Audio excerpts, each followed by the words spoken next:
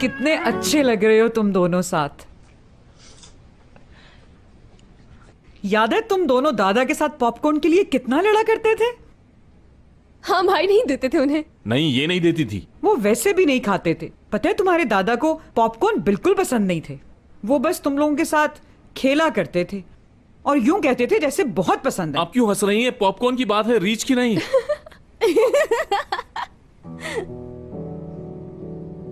बाबा तुम दोनों से बहुत प्यार करते थे। तुम दोनों अलग हो वो कभी नहीं चाहते थे। जमील और हयात तुम्हें पता है बहुत प्यार करते थे तुमसे और उन्होंने मुझ पर भी जाहिर नहीं होने दिया।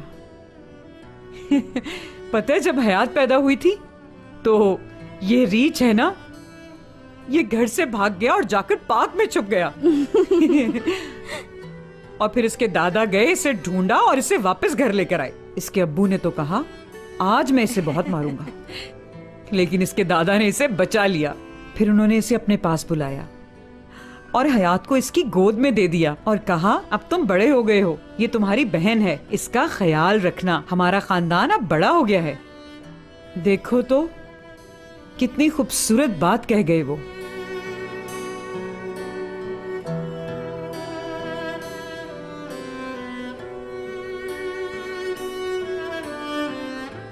कुछ ही अरसे पहले देख के मैंने इन लोगों को कहा था कि खानदान बनाने के लिए लोगों की जरूरत नहीं होती। आज मैं जब सब कुछ खो चुका हूं तो मैं इन लोगों को देखता हूं और सोचता हूं कि मैं तन्हा नहीं हूं।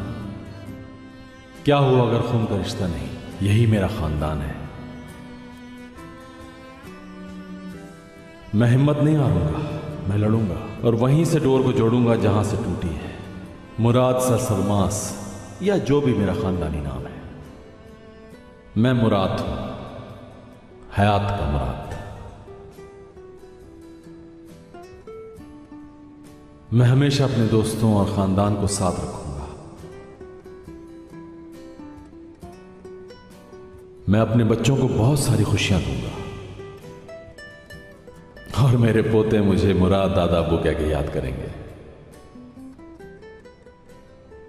बिल्कुल ऐसे ही जैसे ये लोग हशमत दादा को याद करते हैं।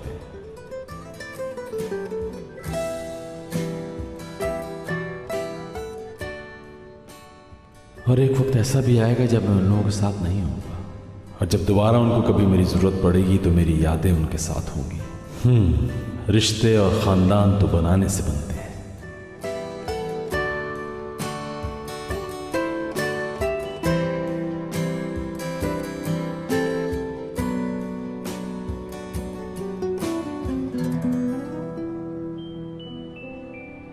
अच्छा लगा ना अम्मी के यहाँ टाइम स्पेंड करके? हयात, मैंने कुछ सोचा है। क्या सोचा है तुमने? चलो नए सिरे से शुरुआत करते हैं, एक नई जिंदगी की बुनियाद रखते हैं अपने लिए। क्या तुम चाहते हो कि हम सब कुछ छोड़कर कहीं चले जाएं? नहीं मेरी जान, मतलब तुम, मैं, दादी जान, मॉम, वो लड़कियां, दुरूक, मतलब वो सब लोग जो हमसे जुड़े हैं, हम लोग उनसे और ज्यादा करीब होंगे।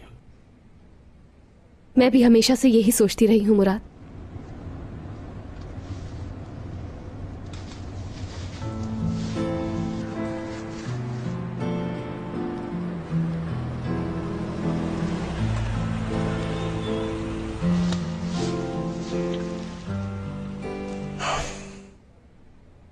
साटे के सारे शेयर्स मैंने दुरूक को देने का फैसला किया है क्योंकि ये उसका हक है।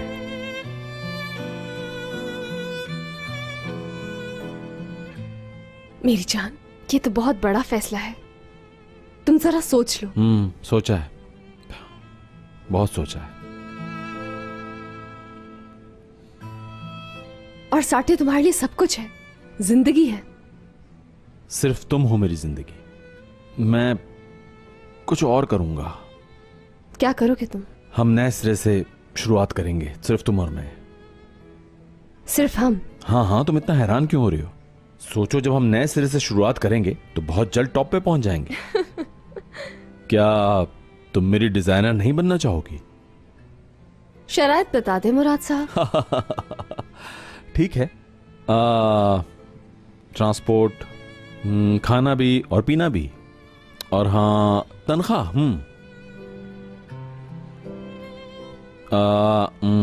और बहुत सारी मोहब्बत और आगे बढ़ने का मौका भी क्या? ओके ठीक है, एक और लास्ट सरप्राइज है मेरे पास। तुम मालिक होगी उस कंपनी की, कैसा? इस हंसी को तुम्हारी हां समझू ना फिर मैं। मुझे कबूल है मुराद साहब। Deal done. चलो देखते हैं।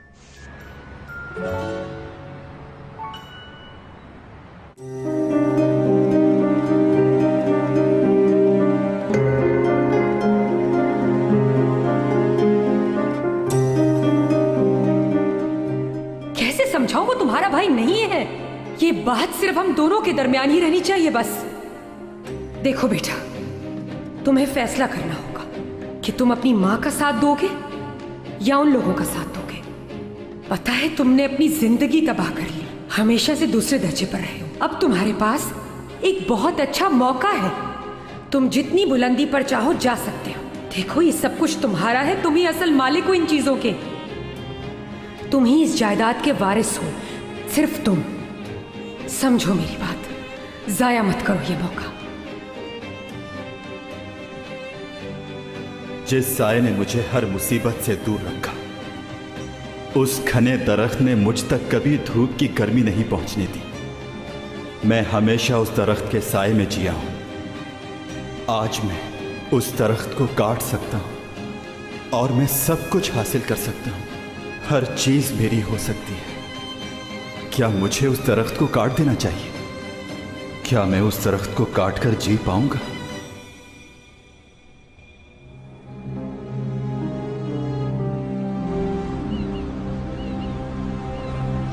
आप फोन पर बता दें, ये मेरे लिए बहुत ही अहम है। आप समझ क्यों नहीं रहे हैं?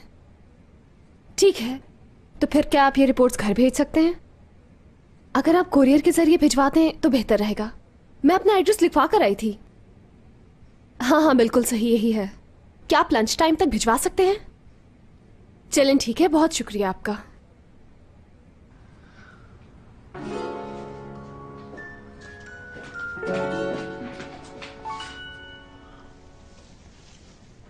मैंने बेवक्त आपको यहां बुलाया, माफी चाहता हूं। कोई बात नहीं मुराद साहब। सर, मैंने वैसा ही किया है जैसा आप चाहते थे। सारे शेयर्स उनके नाम कर दिए हैं। हाँ, मैं ये सब दुरूक को दे दूंगा। क्या आपसे कुछ पूछ सकता हूं मुराद साहब? क्या आप साटे से अपने सारे ताल्लुक खत्म कर देंगे? बिल्कुल ऐसा ही है। मुझे कोई प्रॉब्लम नजर नहीं आ रही। ठीक है, हमें पहले पब्लिक नोटरी के दफ्तर जाना होगा, फिर उसके बाद हम साटे चलेंगे। ओके। आइए।